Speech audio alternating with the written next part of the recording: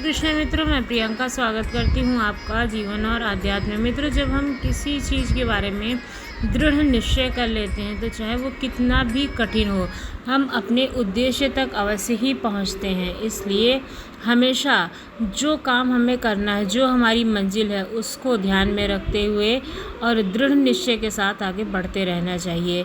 आज की साखी इसी पर निर्भर है। आइए सुनते हैं साखी। सुधा और अनिल एक साथ डॉक्टरी की पढ़ाई कर रहे थे। दोनों की यही इच्छा थी कि वे अमेरिका जा करके अपना काम शुरू करें और साथ साथ पढ़ाई भी जारी रखें। दोनों के परस्पर विवाह पर भी माता पिता की ओर से कोई रुकावट नहीं हुई, इसलिए दोनों विवाह के कुछ समय बाद ही अमेरिका आ गए। अमेरिका का वातावरण उन्हें काफ़ी रास आया। अनिल और सुधा ने यहाँ आ कर के 5 वर्ष में काफ़ी तरक्की कर ली थी। अब अनिल ने नौकरी छोड़कर अपना क्लिनिक खोल लिया था, लेकिन सुधा अभी भी नौकरी कर रही थी।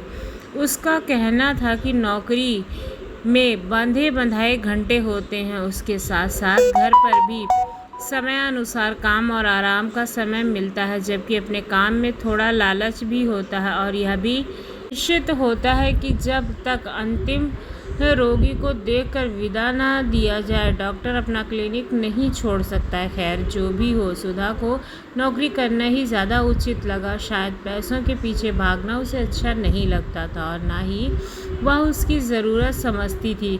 वह अब एक भरा पूरा घर परिवार चाहती थी। भरे पूरे परिवार से उसका मतलब था कि घर में बच्चे हों, हंसी ठिठोली हो। जीवन के एक ही ढर्रे की निरस्ता से वह उबने लगी थी। पहले पहल जब वे यहाँ आए थे तो दोनों की ही इच्छा थी कि अभी 3-4 वर्ष पढ़ाई पूरी करने के पश्चात ही अपनी प्रैक्टिस जमा और हार्दिक स्थिति मजबूत कर ले, फिर बच्चों का सोचेंगे। अब सुधा को लगने लगा था कि वह समय आ गया है जब वह 1 वर्ष छुट्टी लेकर नौकरी छोड़कर आराम कर सकती है और माँ बनने की अपनी इच्छा पूरी कर सकती है। इसी आशय से एक दिन उसने अनिल से बात भी चलाई, लेकिन वह यह कहकर टाल गया कि नहीं, अभी तो हमें बहुत कुछ करना है। यह बहुत कुछ करना जो था वह सुधा को अच्छी तरह जानती थी। वास्तव में अनिल यहाँ आकर इतना ज़्यादा भौतिकवादी हो गया था, यानी कि प्रैक्टिकल हो गया था, कि दिन रात रुपए के पीछे ही भागता फिरता था। वे केवल 2 ही प्राणी थे। रहने को अच्छा बड़ा सा मकान था जो सभी सुख सुविधाओं से सुसज्जित था। दोनों के पास गाड़ियाँ थीं, अपना एक क्लिनिक भी था। लेकिन अनिल पर तो नर्सिंग होम खोलने की धुन सवार थी। नर्सिंग होम खोलने से सुधा ने कभी इनकार नहीं किया था, लेकिन वह अब थोड़ा आराम भी करना चाहती थी। उसे लगता था कि पिछले कितने वर्षों से वो भाग दौड़ में अपने जीवन को बिता रही है। कभी चैन से छुट्टियां बिताने का भी समय दोनों को नहीं मिल पाया था। वैसे भी सुधा अब वास्तव में मातृत्व का सुख भी लेना चाहती थी। प्रायः जब अनिल क्लिनिक से घर लौटने में देर कर देता तो सुधा अकेली बैठी बैठी यही सब सोचा करती थी कि कैसी मशीनी ज़िंदगी हम जी रहे हैं। वे लोग काफ़ी थक चुके थे बाहर से और घर से अपना काम करते, फिर घर आकर के भी उनको अपना काम करना पड़ता। अपने लिए तो उनको समय बिल्कुल मिल ही नहीं रहा था, क्योंकि उनकी ज़िंदगी काफ़ी बिजी हो गई थी। रोज़ ही वह सोचती कि अनिल से बात करेगी, पर हर रोज़ अनिल किसी न किसी बहाने से बच्चे की बात को टाल जाता था। धीरे धीरे सुधा की शादी को 8 साल बीत गए। पहले पढ़ाई लिखाई के कारण ही उसने विवाह औसत आयु की अपेक्षा देर से किया था। फिर काम और अनिल की बढ़ती महत्वाकांक्षाओं के कारण वह अपनी इच्छा को पूरा नहीं कर पा रही थी। लेकिन एक डॉक्टर होने के नाते अब वह जानती थी कि वैसे ही बच्चे को जन्म देने की दृष्टि से उसकी आयु बढ़ती जा रही है। दूसरी ओर अनिल की ओर से कोई उत्साह भी नहीं दिखाई देता है। अंत में उसने यही तय किया कि वह अनिल से साफ साफ कह देगी कि उसके नर्सिंग होम और दूसरी इच्छाओं के खातिर वह अपने अरमानों का गला नहीं घोटेगी। वह अब और अधिक प्रतीक्षा नहीं करेगी। अनिल जब रात को लौटा तो सुधा टीवी के सामने बैठी उसकी प्रतीक्षा कर रही थी। अनिल ने जब आराम से खाना वगैरह खा लिया तो सुधा ने धीरे धीरे बात आरंभ की, लेकिन अनिल ने हाथ दिखाया तो उसे फटकार दिया। यह क्या बेवकूफ़ी है, भरी हरकत है। अभी मेरे पास समय नहीं है इन सब बातों के लिए। अभी मुझे बहुत आगे बढ़ना है, सफलता प्राप्त करनी है। अपने इलाके में एक शानदार नर्सिंग होम खोलना है जिसमें तुम्हारी सहायता की आवश्यकता भी होगी। अभी कम से कम 3 साल तक इस विषय में सोचना भी असंभव है। सुधा की अवस्था एक चोट खाई हुई नागिन जैसी हो गई थी। वह चिल्लाकर बोली, भाड़ में जाए तुम्हारी सफलता, तुम्हारा पैसा, और भाड़ में जाए तुम्हारा नर्सिंग होम। मुझे नहीं चाहिए यह सब कुछ। बात बिगड़ते देख कर अनिल ने बड़ी ही चतुराई से स्थिति को संभालने की कोशिश की। सुधा को पुचकार करके समझाने लगा और अपनी ओर से पूरा प्रयत्न करके उसे शांत किया। इस झगड़े के लगभग 4 महीने पश्चात एक दिन सुधा को लगा कि वह गर्भवती है। इस बात से वह बहुत प्रसन्न थी। डॉक्टर से जांच करवाने के पश्चात ही वह अनिल को यह समाचार देना चाहती थी। वह एक दोपहर अपने ही अस्पताल की डॉक्टर के पास जांच करवाने गई। जांच रिपोर्ट में यही बताया गया कि अब वह मां बनने वाली है। शाम को जब सुधा घर आई तो वह अपने को रोक नहीं पा रही थी। उसने 2 बार रिसीवर उठाया कि अनिल को बताए, लेकिन फिर यह सोचकर रुक गई कि वह फ़ोन पर बता देगी तो अनिल के चेहरे पर आने वाली खुशी, आनंद के अनुभव को कैसे देख पाएगी। रात को जब अनिल घर आया तो सुधा ने उसे बड़े ही उत्साह से यह खुशखबरी सुनाई। अनिल तो सुनकर भौचक्का रह गया। वह गुस्से से बोला, तुम्हें ऐसा करने को किसने कहा था? मेरी सारी योजनाओं को तुमने मिट्टी में मिला दिया है। कोई ज़रूरत नहीं है अभी इसकी।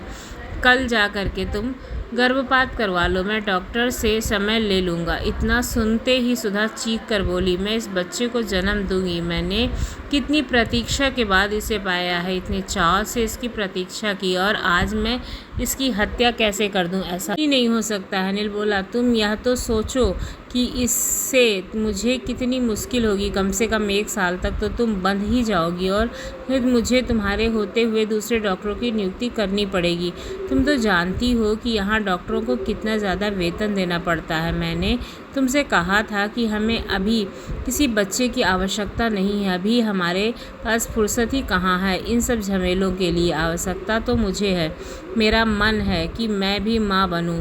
मेरी भी इच्छा होती है नन्हा मुन्ना सा बच्चा मेरे इस सूने नीरस से घर और जीवन को अपनी मीठी आवाज़ और किलकारियों से भर दे। सुधा बोली, तो तुम नहीं जाओगे डॉक्टर के पास? अनिल ने क्रोध से भरकर पूछा। हरगिज़ नहीं, सुधा फिर चीखी।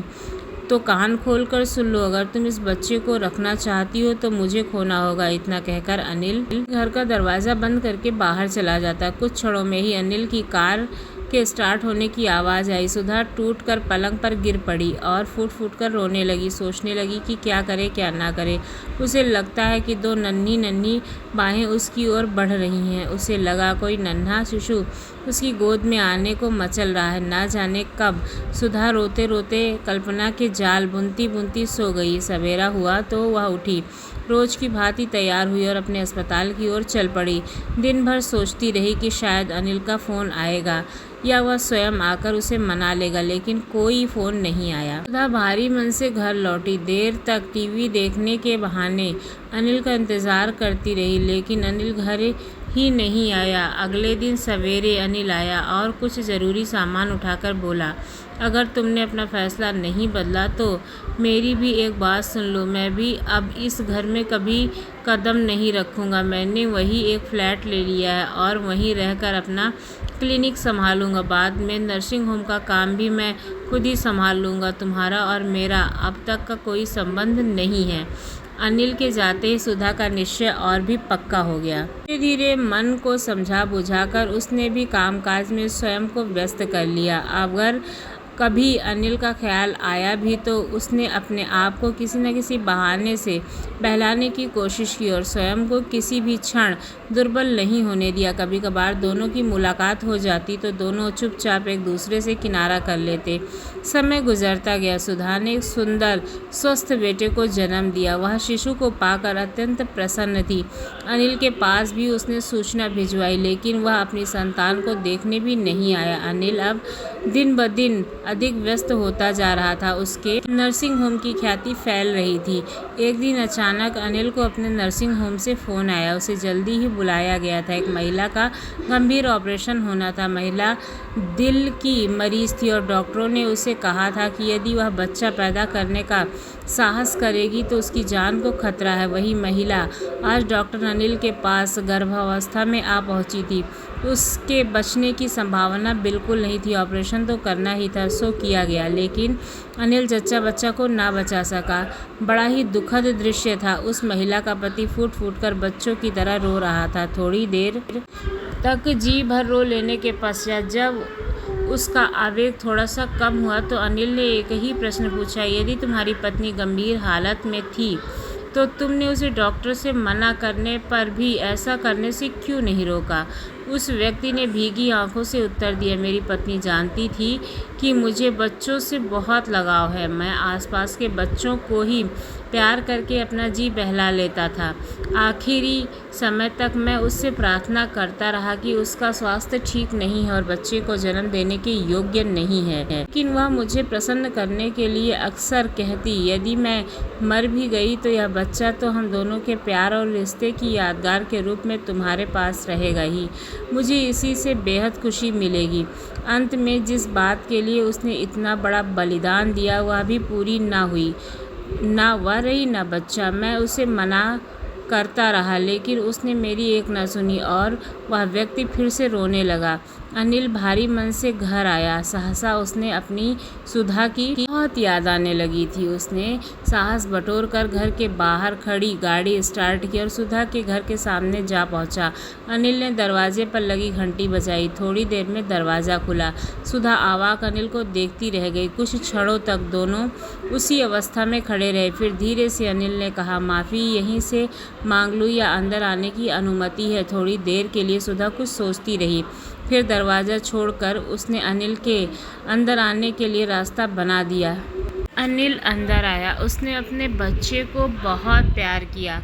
अब वो बहुत खुश था। उसने सुधा से फिर माफ़ी मांगी और कहा कि उसे अपने बच्चे को और उसे छोड़कर नहीं जाना चाहिए था। वो अपनी दुनिया में इतना खो गया था कि उसे एहसास ही नहीं था कि वो क्या छोड़कर जा रहा है। और उसने अपने क्लिनिक में घटी घटना के बारे में भी बताया, जिसकी वजह से उसके मन में अपने बच्चे के प्रति प्यार जागा था। अब सुधा ने भी अनिल को माफ़ कर दिया था।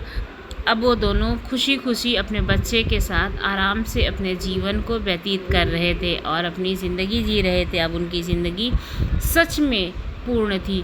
तो आपको क्या लगता है, जब हम किसी भी चीज़ के बारे में दृढ़ निश्चय करते हैं तो हमें उसके बारे में अमल करना चाहिए, सोचना चाहिए। कभी भी किसी की बातों में आकर अपने निश्चय को बदलना नहीं चाहिएगा।